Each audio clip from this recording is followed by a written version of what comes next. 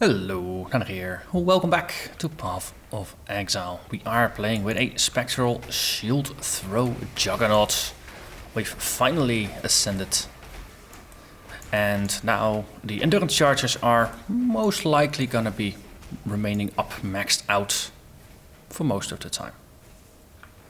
Though once we start using Immortal Call, then of course it's gonna fluctuate, because it will get consumed every once in a while to keep Immortal Call up on a very much a permanent basis. At least that's the theory. We're gonna see if theory and practice match up with each other. This episode we're gonna go after Kaom and Daresso.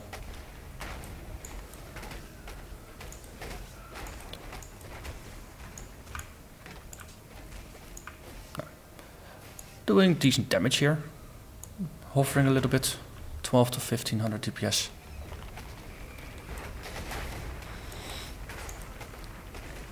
Once we kill Kaom and Daresso, of course we're gonna get access to a bunch of support gems, and that's the point where a lot of the automation systems of the build are gonna fall into place. So then Immortal Call is gonna kick in, then Mon Shell is gonna kick in, the curse on hit, vulnerability, Temper Shield is gonna kick in, and we, on average, the power level should rise even further, and it means I can just focus more on putting down my totems on the rallying cry, but there's a couple less things to just micromanage, because keeping Blood Rage up manually is kind of a bit of a annoying thing to do. Whereas now automating it solves a lot of the issues.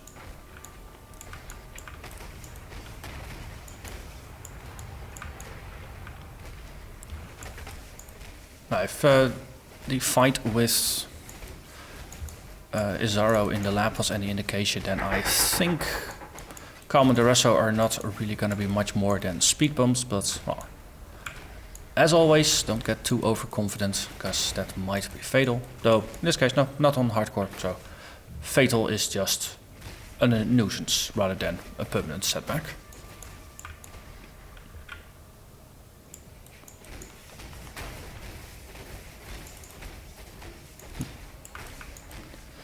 Still think these the Inuit totems, they're funny. They just look nice. Hey, a yellow mob. What? Where is it? There. So the game now is where is the monster, rather than see if I can try to kill the monster. Okay. And oh, ghost. Oh, hello. Are you a beast? This is not a beast. How can these things not be beasts? What else are they? Oh, that's what it's gonna be. And I think I wanted to wreck these things. There we are.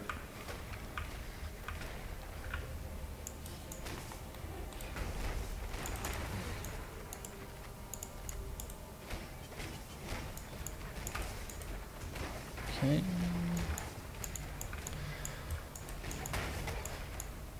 At some point we're gonna run into the king of the underground snakes, but first we have to decimate a tree, forest, something.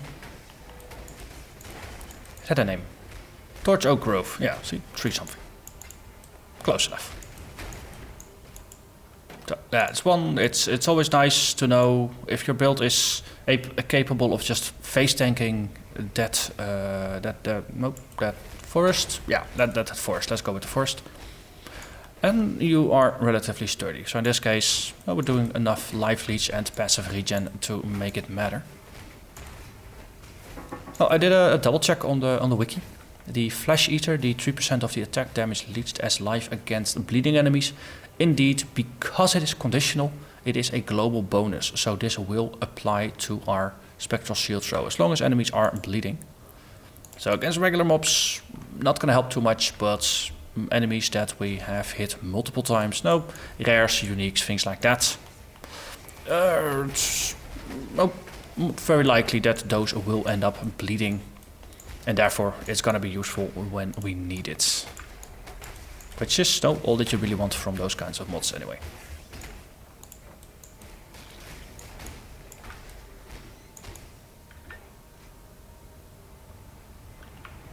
Let's see. This is a interesting layout. Oh, there's a thing over here. Brutal Shrine.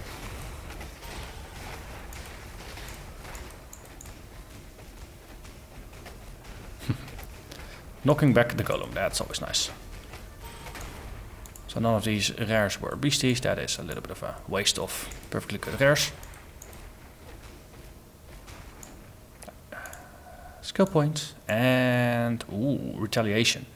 So let's see. At rest, 1500 DPS becomes nearly 1700. I like it, and a whole bunch of level ups. That's boosted even further. 1700 at rest. Let's see, with the totem and blood rage, that's nearly 1800 damage. And then of course frenzy charges to kick it further, and then we even have rallying cry over 2000. I like it.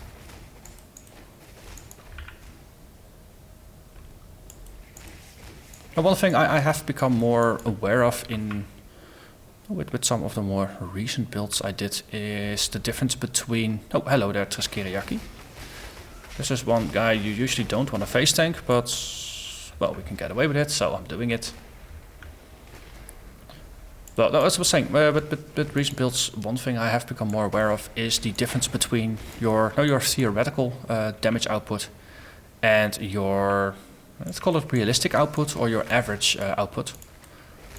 So things like frenzy charges in this build, they will be generated occasionally. If there's lots of trash mobs, then chances are frenzy charges are something I can relatively sustain. But in a single boss fight, one-on-one, that's going to be very difficult. There's no way to generate frenzy charges against a boss unless you use the frenzy skill, which I don't. So it's a nice bonus, but it's not a guaranteed. You are... Hey, too slow. I was too slow. It was a regular rare, but I noticed I need more regular rares that are not yellows for the recipes, just so I don't have to use the yellows. Okay, waypoint, and might as well just empty pockets.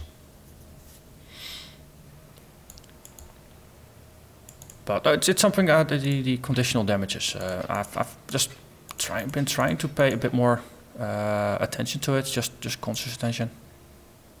Useful, not useful, not really different, not the kind of mods I want. Ooh, wow, next tier net.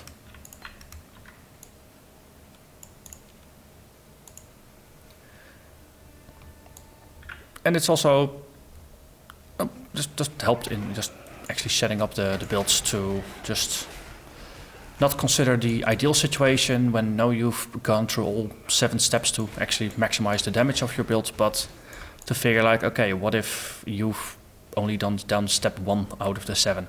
What's your damage going to be then?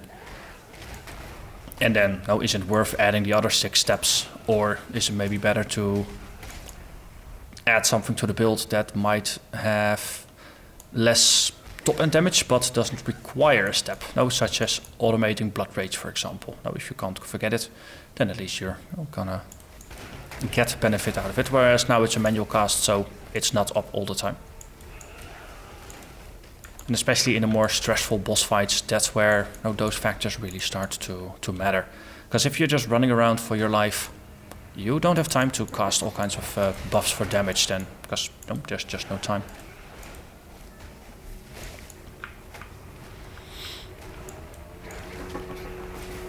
So for the Juggernaut, generating the endurance charges effectively without really putting in the effort. That just means it's a resource you can use, and that's why I really want to see if I can get the infinite endurance, or the infinite immortal call setup going.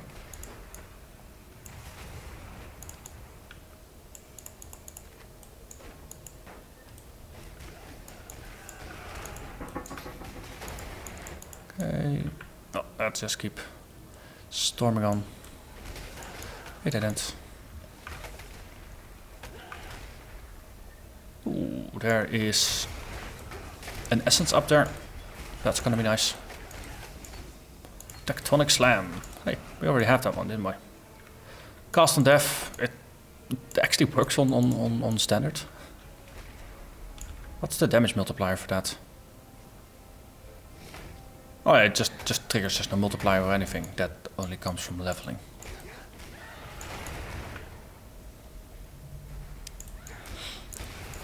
Because often if you're not checking out Path of Building, then one of the supports that's often listed, like, yo, this is going to improve your damage by the most, is attaching Cast on Death to something. So I'm assuming the damage multiplier is going to be pretty good, but on the other hand, you do have to die before it kicks in. So I'm not entirely sure if that's a useful skill.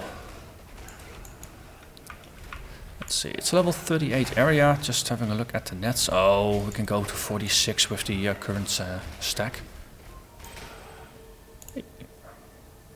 That's alright.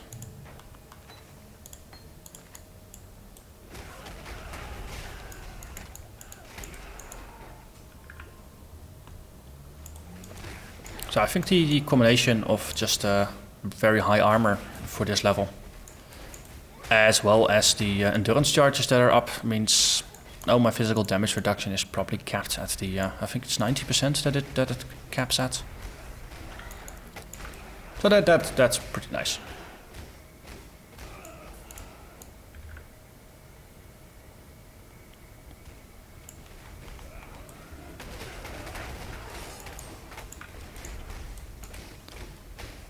I do suspect that the level of tankiness that we've achieved right now, it's level 38, I'm level 40, so I'm not really over leveled that much. But it's just a combination of good defenses and the Juggernaut upgrade just making me very sturdy. I think eventually the monsters are gonna catch up and just do more damage. And then I'll actually have to pay a bit more attention to where I'm standing, what I'm face tanking, things like that. But until then, I can just get away with mowing down everything and not really caring too much. Because it is fun every once in a while to do that. Oh, no, none of the usual hardcore level caution, things like that.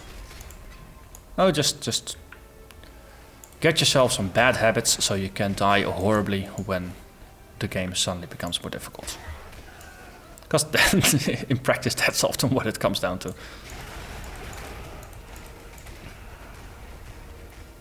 That's also where, if in a play session you have achieved this level of power and you're gonna do, for example, ramp up X5 and then head over to X6, that's maybe a good time to just call it a night and then restart again the next day. Because, oh, hello there.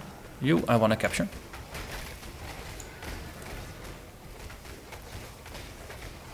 And time.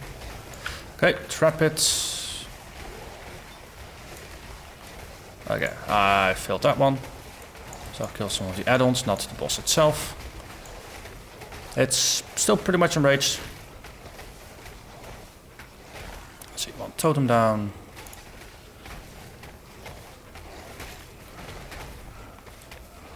Okay, let's throw another trap. Yeah, we got it.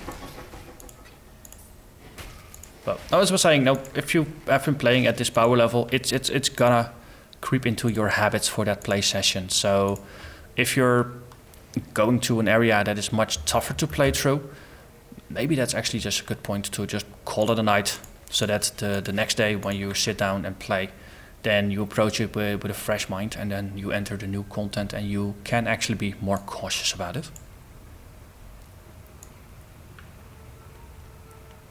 But in this case, no, we're just gonna mow on. Caldera of the King. Hail to the King.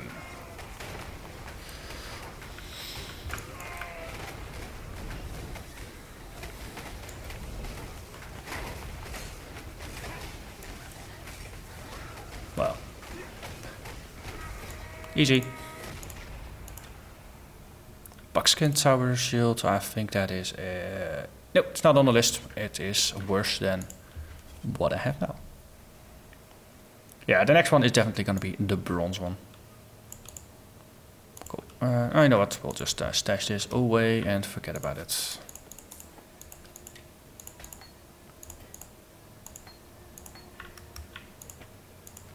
Okay, we have one of these, this one. No, they'll just slowly stack up, and once we're done with the iron nets, we can go over to the reinforced iron nets. Also, well, that is a lot of these babies. And a lot of these. Hey. One king down, one more to go. I've already turned the NPC audio to 0, so Daresso won't be nattering on all the time. Well, he'll still be, but he'll only be polluting my chat rather than talking. No, but all respect for Daresso. No, it was nice the first time, back in 2.0. Was still nice, no, the 1 or 2 times after that. But eventually you just get tired of Daresso. So, no audio for you. Ooh, hello. Wait, we leveled up and I don't think I've even realized what... Well, we're about to level. One of the downsides of playing at a higher power level is that suddenly a lot of things just you fall back to just muscle memory, reflexes, just automated things, and you might not even be consciously playing anymore. Yeah, there. So play a game of Spot the Chicken.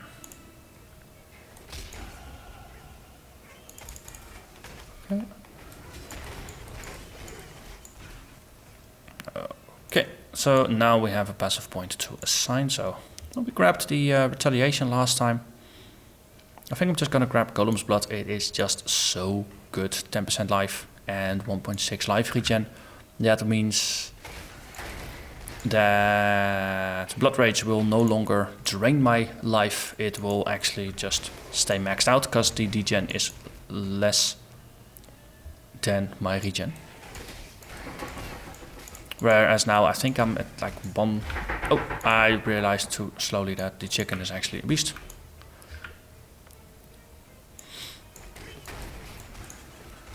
Oh, we have the 2 uniques that we can capture here. That's gonna be fun. Also, Canyon map is gonna be fun. I can capture both of the bosses there, I think. Ooh, I'm already looking forward to that.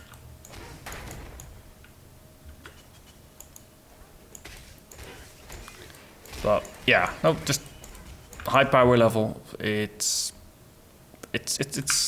gonna spoil you. That's one of the downsides of it.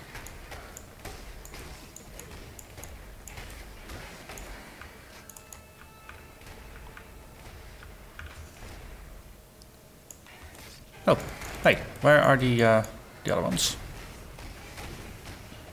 We skipped 2 very important uniques here. That's unfortunate. Also, that was cool. He's dead now. Rest in pieces.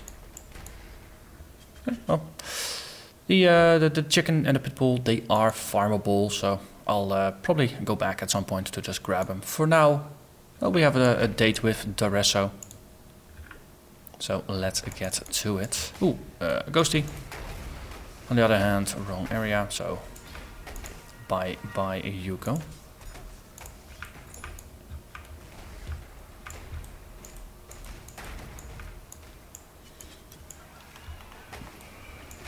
Ooh, Bull Demon. Bye bye.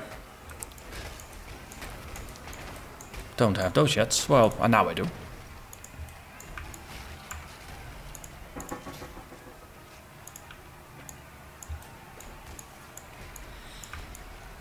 Okay, you are Fertile Presence.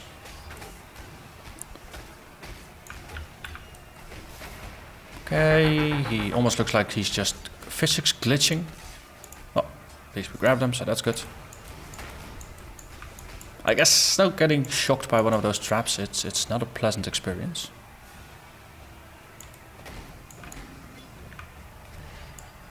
And oh, this is not the way forward.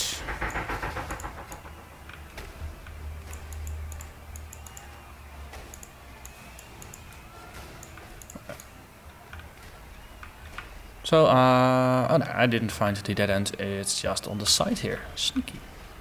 And did I just go past a shrine? Yes, I did, and a strongbox. Additional magic items and all kinds of other things. Something is a Storm Herald, it looks like. Or was that the thing itself? No. Chaos Orb. Ooh, chaos.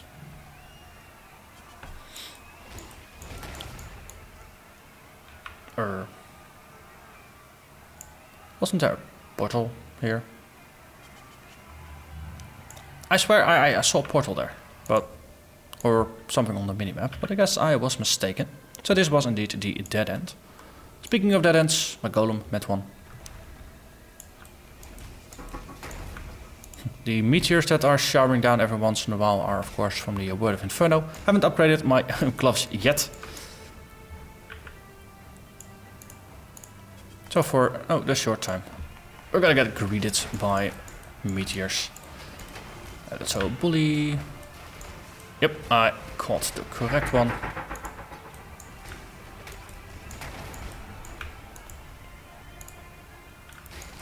Hello.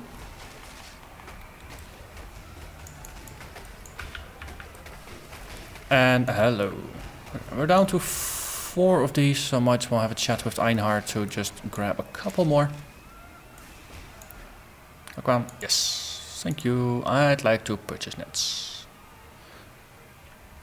Oh, and we have plenty of portal scrolls, so I might as well just grab a bunch. It is a very nice way to get rid of some of the low-level currency, I must say. The Bestiary orbs are now there as well, 1 chaos each for Trade League. No, for me, they don't care. They don't matter.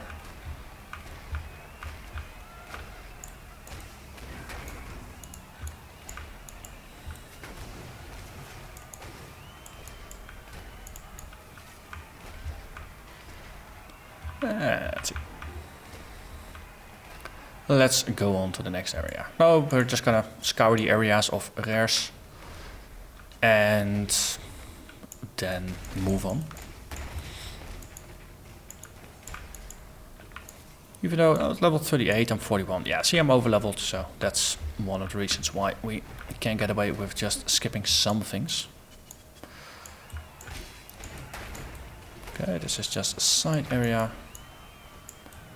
Or an in-between area, but not the boss yet. Or the mini-bosses, I should say.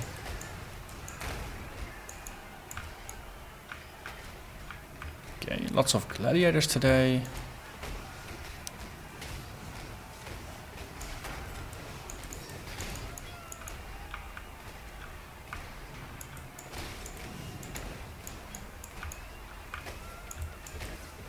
Well, I must say, so far the Spectral Shield Throw experience has been superb. Oh, once you have a 4-link going, the damage here looks incredibly solid. So I just wonder if all the complaints I've seen so far, and now the theoretical numbers, is just because in the end game it's just difficult to get the same level of scaling.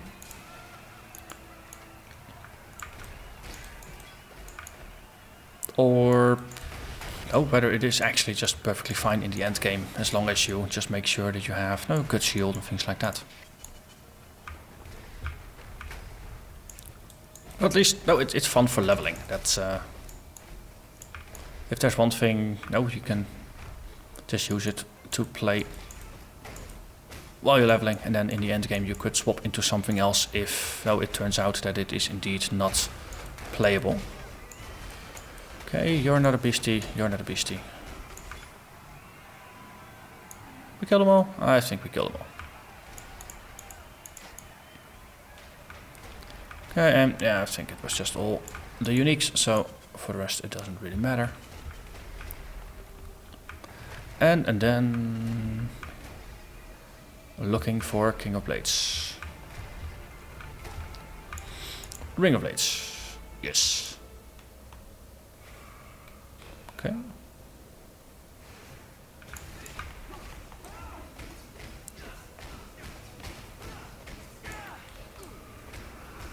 Yeah, this is very one-sided. I said as my life suddenly started plummeting. But it might actually be that I'm standing in the middle of swords while doing all of this. Yeah. Just a testament to the tanking power that you can achieve with this build. Defeat Daresso while standing part of the fight just in the middle of a cloud of swords. It works. Don't try this at home. Okay, so let's blow up the wall. Okay. So there is that. Then we can go back to town and we can grab our skill gems. And then it is time for some in-between episode puzzling to get things together. Brutality is one skill that is gonna be key. It's gonna be one of the key links for our Spectral Shield Throw. Things like chain are something I eventually want to experiment with, but for now I'm just going to focus on getting the things that I know for sure that I want. Because I will have to, I think it's Orbs of Alchemy that you have to spend now on the supports. And they have been not all that common. Let's see, how many do I have? I've got 5, okay.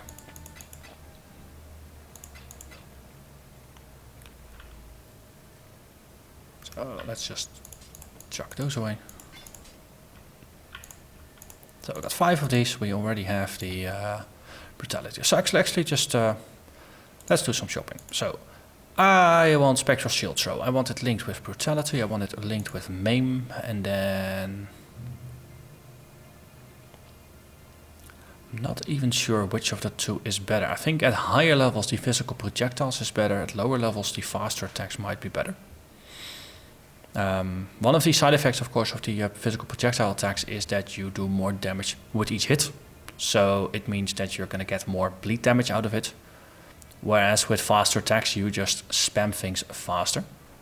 I think for now, for the quality of life, that might be better. It might feel better, even though might be something set for this. But eventually with a 5 link, we'll just fix that. So that's going to be the 5th link. So the main link is now done. Then Ancestral Protector. Where's my golem? There's my golem. Those let's see. Tempest Shield is gonna be cast when damage taken. Tempest Shield, Curse on hit, vulnerability. Flame Dash is just off by itself. Molten Shell is on a cast when damage taken. It's also probably where we're gonna say goodbye to the trigger gems. That. On switch we have Immortal Call. Yeah, so that's Immortal Call, Molten Shell. Protectors, you get a blind. And I think I was also going to put a bleed in there, but I have to see how that fits. Rallying Cry is just a one-off. Blood Rage is going to be in the same chain as those. Okay, so we'll just put the things I'm not going to use over on the side here. And then here we have a shield charge with Fortify and faster attacks. So this is not usually what I do if I want to rearrange skill gems. Then I'll just lay them out in my inventory. So now I know what the chains are, and then I can use the change I want to see if I can puzzle it into my gear in a way that makes them fit. So here, cast when damage taken. We want at least one of those for over here, for the Molten Shell chain. Then we want another one for over here. And this is going to be a level 1. The Tempest Shield, I actually have to downgrade. That is a bit of a nuisance. Because the idea here is that if this one triggers at the lowest possible damage threshold, 528, then it's gonna trigger very frequently, so it's gonna refresh the Tempest Shield very, very frequently. And Curse on hit is gonna be there, level 1. This is also what I want, because I don't have a lot of intelligence on this build, so I want the int requirement to be low. And indeed, I need 2 more intelligence than I currently have. Insert stupid Juggernaut joke here. Is there an easy way to solve this by just taking a 1-point sidestep somewhere? Not really. Eventually I want to grab 2 bloodletting, then the hard knocks would be useful, but in this case I think I'll just have to solve it by crafting intelligence, an intelligence suffix onto something. One downside, of course, of having so many uniques in the build. It's difficult to craft things on top. Okay, a problem for later. Let's just tab over quickly to the list over on the side. No, the build guide, that's always in the description. So we want to have a Spectral Shield Throw with Brutality, then Maim, and then Physical Projectile attack damage, and then faster attacks. Though in this case I'm flipping them around for convenience sake. And eventually for a 6th link, slower projectiles. And I think especially with something like the carry reward with the projectile speed bonus, might not be a bad thing to have the slow projectiles in there, because slow projectiles are gonna get compensated with the speed here. So what else? Cast when mistaken, level 1. With Temper Shields with Curse on Hit level 1. And indeed, I should have pinned this at level 7. But I don't think I have the scours for that. Let's see, Temper Shield, Temper Shield. It's a relatively low level skill. Can I buy it? I don't think so, but I'm gonna try anyway.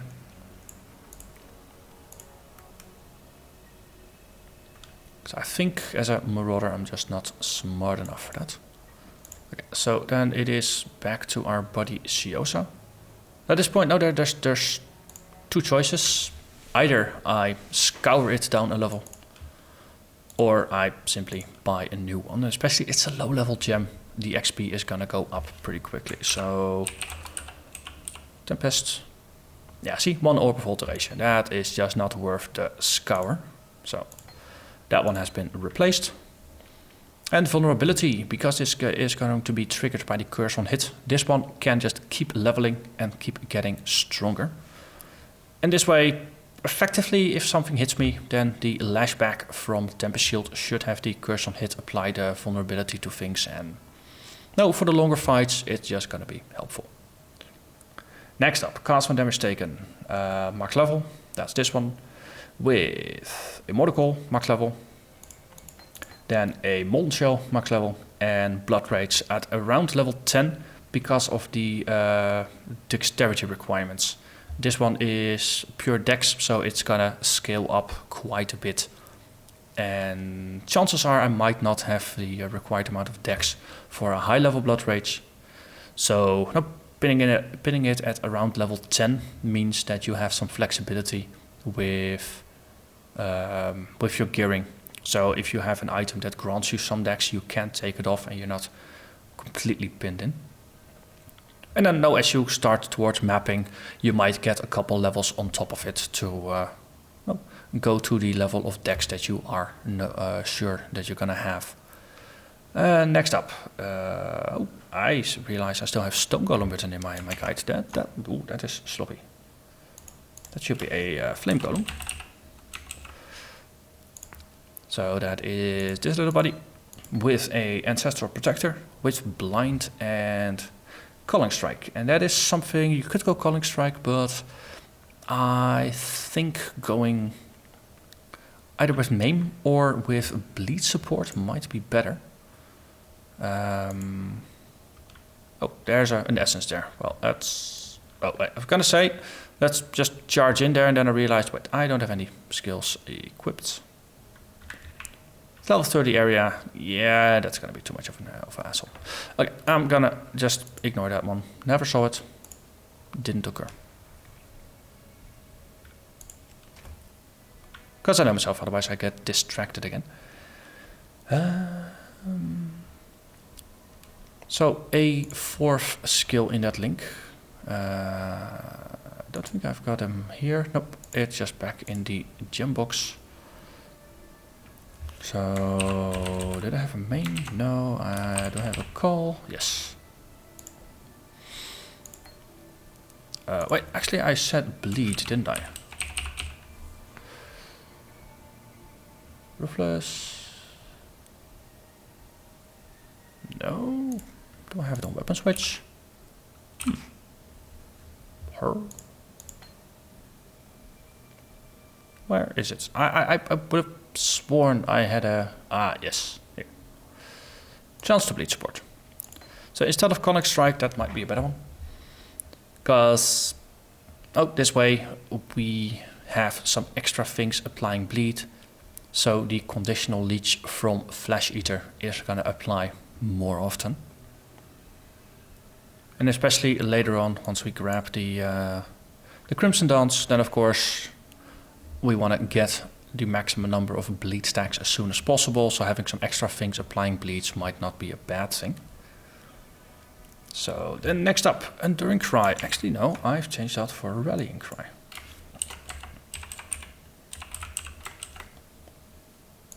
So that is over here.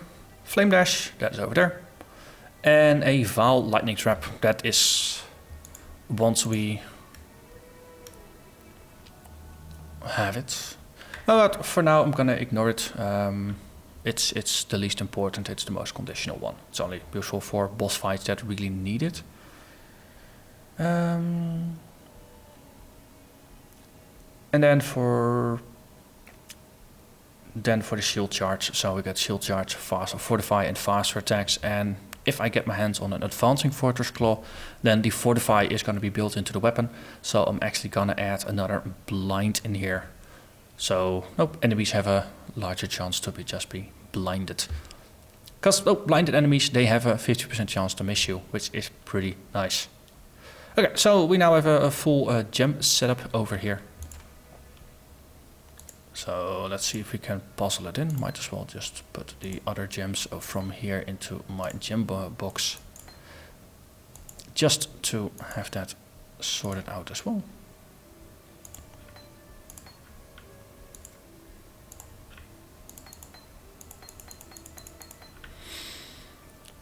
So this setup is of course assuming I've got 4 sockets everywhere. For my gloves and for my boots that is not the case. These are item level 14, so normally they cannot even roll 4 sockets. They no 3 link is the best you could get. So I would have to use the artisan bench. Thing is, Vorici is not high enough level yet, so 3 sockets is the best I could do here. Rather than 4. So, but I think going from 2 to 3, I might as well just try to manually do that. Because that is easier. So it's not linked, but for now that might be okay. Same here actually. So if we're gonna settle for this one, might as well just have a look. Link it, yep. So ideally I wanted a double red and a green. Lucky roll, nice. I like lucky rolls in that regard. So put that one in. And then this is for my body or my helmet, but eventually it's going to be the body for the 5 link. So that means that ideally the helmet is going to be that it gets this one. It's red green, so it is relatively flexible in that regard. I still need to get int from somewhere. For that reason, I always do keep some extra jewelry on hand. Because that is usually the easiest to swap out.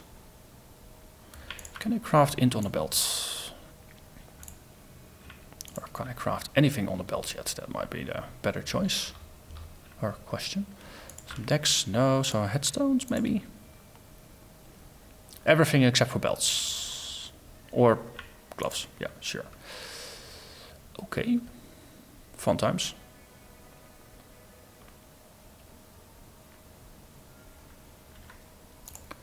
Because these have 3 suffixes, so I can't actually attach intelligence to it. Or am I gonna say, oh, for now, manually cast vulnerability. Could do that, and then eventually we're gonna grab more int, and then that problem is gonna resolve itself. That way I could potentially, no, just shave off one little gem from my setup here. And fit it in a build that has slightly less sockets than I strictly require. Okay, so for my body, it needs to be double green on a pure strength. I think, if possible, I want to use this one for that, so we can get at least one green socket. And then it needs to roll another green. Actually, I forced 2 green sockets. You know what? We have Wraeclast for that. So we'll just have a look at it. Just some alt-top magic going on here. So we have 99 strength on our body armor. So that's 99. We have 4 sockets. We want 2 red and 2 green sockets. And for Wraeclast does say that we want to use the 1 green recipe. And then on average it's gonna take us 5 tries to get to it. So that is indeed cheaper than trying to force it this way. So at least 1 green. At least 1 green. And there we are. So, Spectral Shield Throw, Brutality, Maim, and faster attacks. Oh wait, that's shield charge. This is the shield throw. Okay.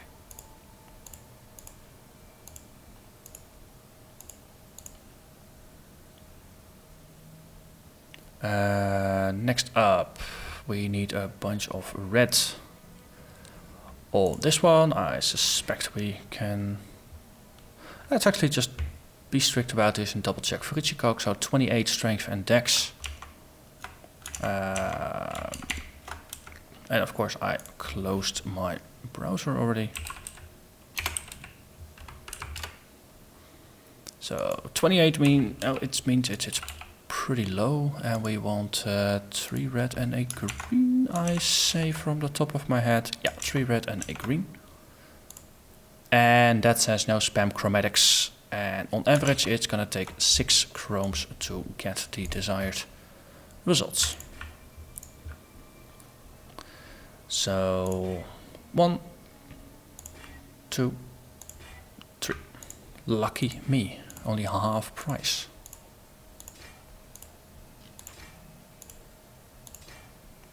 Alternatively, now you can say, well, you know what, I don't really care much about the 4th link, and I'm just gonna roll this a couple times to make sure I fit in the 3 I want. And then depending on the color that you get, you put a different support gem in here, because I could put Chance to Bleed in here, I could also put Calling Strike in here, and no, that would also be an option. So you have some flexibility in that regard.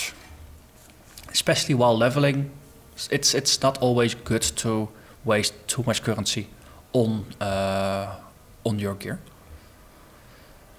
Okay, cast my damage taken. Mortal Coil, Molten Shell, Blood Rage.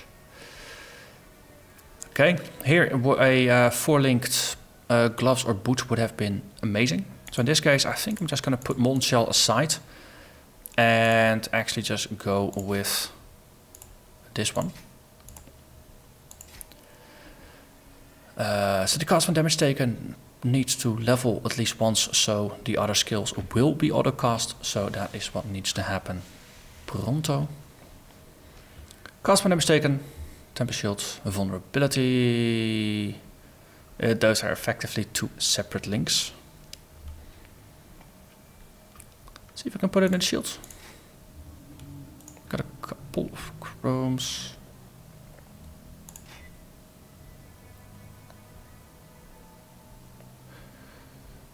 Or maybe go for the boots. Well, either way, I want a Flame Dash and a Rallying Cry in here, so I need 1 blue at least. We have a recipe for that, don't we? Especially on relatively high strength one. Maybe I should just use the recipe. And then we get at least one blue socket. And that is that. So counts for damage taken.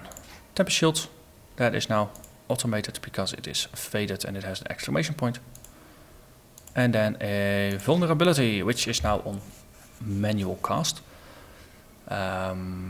Alternatively, I could have gone with a lower level vulnerability. I could have gone with the level 5 version, for example. And then have cast when damage taken, just auto cast it. Could have done that as well. But I think when you level up vulnerability, enemies take more damage, so the multiplier is better. So making it a little more clunky with the curse on the hit should result in a slightly more effective curse. Okay, so the projectile is now on the weapon switch for leveling. The curse on hit is on level oh, I can't actually put it in, of course. Flame dash is still something that we need. That's gonna be fun. Got one chrome and I want one blue. Okay, thank you game for listening to me. Then rallying cry, we can put that one in, and I'll put molten shell back on weapon switch. So we have 2 gems, part of the build, that are just leveling here. Slower projectiles, did I ever find one? Different slow, okay, so no slower projectiles, so we could say hello to Siosa again, just so I have it. And then it can level on weapon switch as well. It is green, slow proj, that is that one. It only requires an orb of chance, so it's good I did bring it along. So we have that one. And on the weapon switch we put this. And curse on hit requires more intelligence. So shield charge, spectral shield throw. The blood rage is gonna become an auto cast once we level up the cast when damage taken once. Rallying cry, I think I had that one over here. Immortal call also can become an auto cast, but I want my flame dash there. So totem dash, then we put the golem here. Clear that one.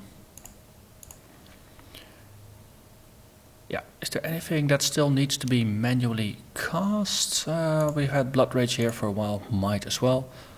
And might as well put immortal call there while we have nothing else. So no, this build, it has space for some extra skills on the skill bar at least. So the Vile Lightning Trap is going to be one of those skills that I want to put on there. Not just for boss fights.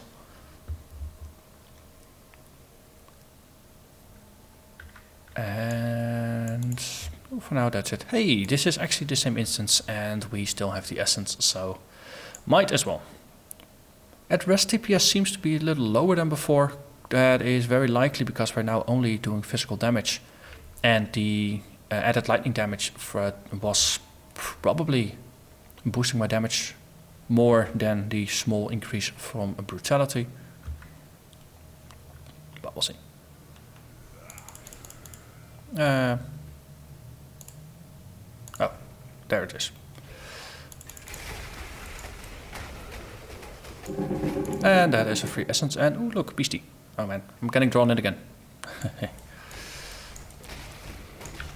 Hey, grab it, capture it. Good.